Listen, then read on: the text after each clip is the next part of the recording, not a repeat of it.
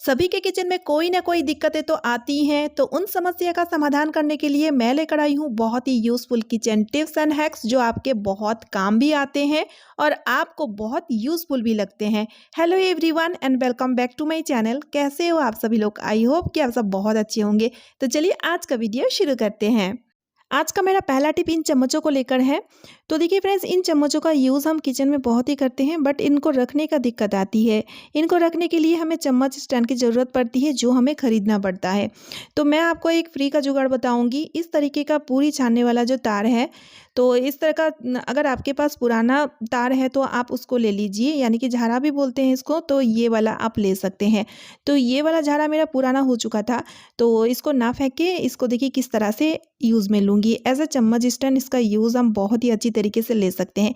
इसमें बहुत ही ज़्यादा स्पेस है, तो इसीलिए जितने भी आपके घर में चम्मच है, आप सभी चम्मचों को रख पाएँगे। और देखिए एक जारा में आपका बहुत सारा चम्मच आ जाएगा। इससे कि आपका चम्मच ऑर्गेनाइज रहेगा, घूमेगा नहीं। क्योंकि देखिएगा अक्सर क्या होता है, छोटा-छोटा जो चीज़ है ना, वो बहुत ही जल्दी घूम जाता है। तो बस इस तरह से रखना है। चलिए मैं आपको इसको हैंग करके दिखाती हूँ। तो इस तरह से आप इसको किचन में हैंग करके रख लीजिए। इससे और बेनिफिट है, जब आप चम्मचों को धोएँगे तो इस तरह से अगर हैंग करके रखेंगे ना, तो चम्मच बहुत जल्दी सूख भी जाएगा और इसको लेना भी देखिए कितना ईज़ी है। तो पुराना बेकार इस झाड़ा को ना फेंक के इस तरह का कामों में आप यूज़ में ले लीजिए। इससे कि आपका पैसा का भी बचत होगा। तो चलिए अब देख लेते हैं अगला टिप। अक्सर जब हम ब्लाउज़ को मशीन में धोने के लिए डालते हैं, तो एक दिक्कत हमेशा आती है, ब्लाउज़ का जो हुक है वो दूसरे वाले कपड़े में फँस जाती है, जिस कारण वो वाला कपड़ा फट जाती है। कई बार ऐसा भी होता है, ब्लाउज़ का जो हुक है वो भी ख़राब हो जाता है, वो भी टूटने लगता है।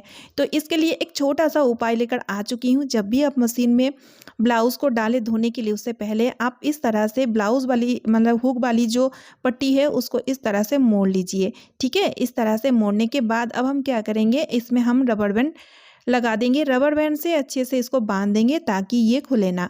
तो इस तरह करके अगर आप मशीन में ब्लाउज़ को धोने के लिए डालेंगे, तो फिर आप देखेंगे बिल्कुल भी वो वाली प्रॉब्लम नहीं होगी। बेफ़िक्र होके इसको आप धोने के लिए डालें। हुक वगैरह दूसरे कपड़े के साथ नहीं फँसेगा और साथ ही में आपका ब्लाउज़ का हुक भी ख़राब नहीं होगा। ये वाली टिप आपको कैसा लगा मुझे कमेंट करके ज़रूर बताइएगा। अच्छा लगता है तो एक लाइक कर दीजिएगा। तो चलिए अब देख लेते हैं अगला टिप। अक्सर कई बार ऐसा होता है कि पूरी या तो फिर पकौड़ी हमें तलना है। अब देखिए तेल अच्छे से गर्म हुआ है कि नहीं, कई बार हमें बिल्कुल भी समझ में नहीं आती है। तो अब हम कैसे समझें? तेल अगर अच्छे से गर्म नहीं होगा ना, तो ठंडा तेल में अगर पूरी या पकौड़ी को हम तलने के लिए रखेंगे तो वो बहुत ज़्यादा तेल पी जाएगा। दूसरा तो अच्छे से नहीं बन पाएगा, पूरी अच्छे से नहीं फूलेगा। तो कैसे हम समझे, कैसे पहचाने कि तेल अच्छे से गर्म हुआ है कि नहीं? इसके लिए छोटा सा ट्रिक। आपके पास इस तरह का वुडन स्पैचुलर तो होगा ही।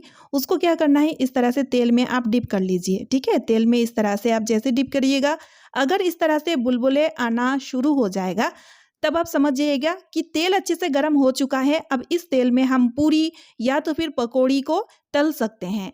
क्योंकि ठंडा तेल में पूरी को हम जब तलते हैं ना, तो आप देखेंगे पूरी अच्छे से नहीं बनता है, अच्छे से नहीं फूलता है ना? बढ़िया सा आइडिया। तो चलिए अब देख लेते हैं अगला टिप। अगला टिप में मैंने यहाँ पे एक प्लास्टिक बोतल लिया है। तो ये सॉफ्ट ड्रिंक का छोटा वाला जो बोतल आता है ना, उसको मैंने लिया है। अब क्या करेंगे, इसको हम कट कर लेंगे और इस तरह से काटने के बाद बोतल का जो आगे वाली हिस्सा है उसको लेना है। और यहाँ पर हमने लिए हैं ब्लेड। एक ब्लेड को 2 टुकड़ों में कट करना है।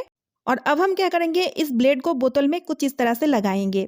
ठीक है? तो यहाँ पर मैं ना 3 ब्लेड ली हूँ, यानी कि आधा-आधा करके 3 ब्लेड का यूज़ मैंने यहाँ पे लिया हुआ है।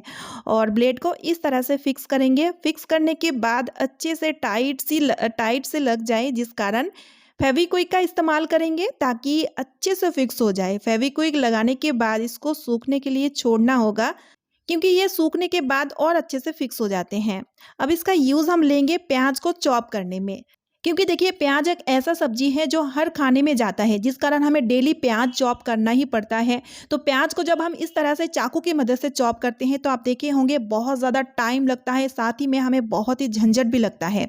और अगर हम प्याज को चॉपर में रख करके चॉप करेंगे, तो फिर वो मिनटों में प्याज चॉप होके तैयार हो जाएगा। बट सबके पास चॉपर नहीं होता है, तो अलग से हम चॉपर क्यों खरीदने जाए? फ्री का जुगाड़ इस तरह से बना लीजिए। एक छोटा सा टूल बना लीजिए और इसको बनाने में ज़्यादा झंझट ना मेहनत बिल्कुल भी नहीं लगेगा। एक बार बना लीजिए और बार बार इसका यूज़ कीजिए, तो एक ही साथ में इकट्ठा बहुत सारा प्याज को आप इस तरह से चॉप कर पाएंगे। देखिए किस तरह से, है ना? तो प्याज को आधा टुकड़ों में कट कर लीजिए। फिर इस तरह से आप घुमाते हुए इसको चला लीजिए, खूब अच्छे से से चलाइएगा तो फिर आप देखिएगा मिनटों में बहुत सारा प्याज चॉप होके तैयार हो जाएगा। क्योंकि बोतल में मैंने ब्लेड को सेट किया हुआ है, ब्लेड बहुत नुकीले होते हैं जिस कारण चॉपर प्रोसेस से बहुत ही अच्छी तरीके से चॉप हो जाता है।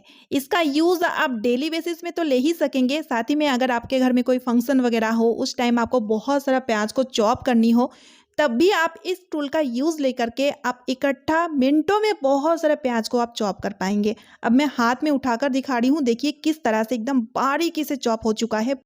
और अब मैं आपको और एक ट्रिक बताऊंगी प्याज काटने का। तो कुछ कुछ रेसिपी में हमें प्याज का लंबा लंबा स्लाइस हमें चाहिए होता है।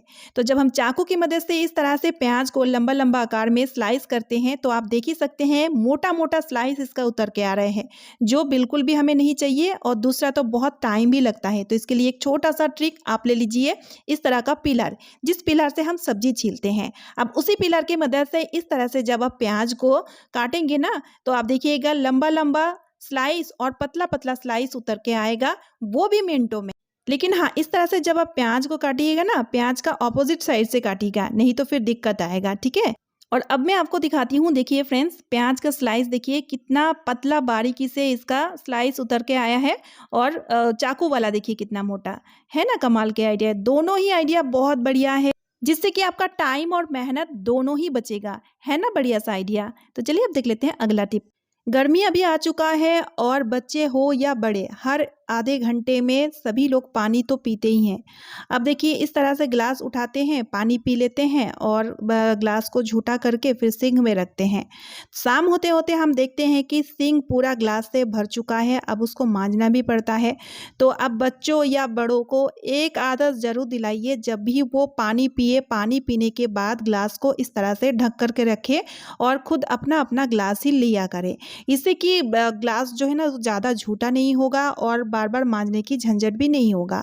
अब देखिए ग्लास को कैसे पहचानेंगे कि किसका ग्लास, कौन सा ग्लास किसका है। तो इसके लिए एक छोटा सा ट्रिक अपना सकते हैं। आप नेल पेंट ले लीजिए और नेल पेंट की मदद से जो नाम का पहला अक्षर है उसको आप इस तरह से लिख दीजिए, ठीक है।